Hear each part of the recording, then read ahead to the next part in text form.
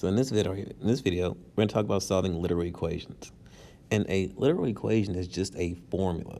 So it's a formula, and in a literal equation, we're going to specify a variable to solve for.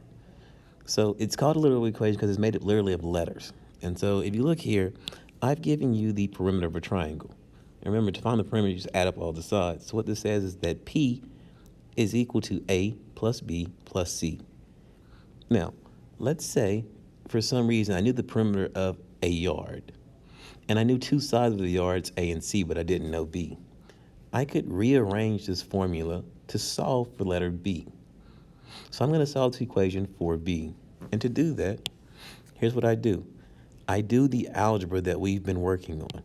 So just like when we solve linear equations, we take the formula P equals A plus B plus C.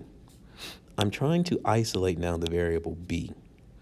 I want to isolate B. So I'm going to highlight that. I'm going to focus on getting everything away from B. So to do that, I need to move. I see that the letters that are not B are A and C.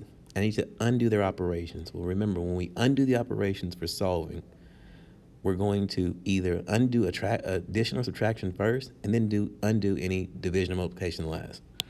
So we see here that we are adding A and adding C. So to undo those, I will subtract A first from both sides.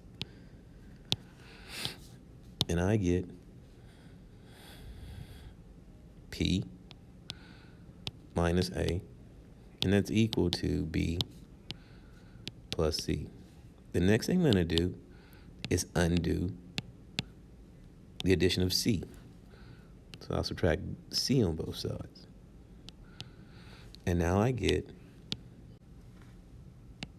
this equation here, or on the left-hand side, I'll have P minus A minus C is now equal to B.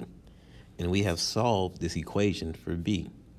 So if we know the values of P, A, and C, we can now find B is equal to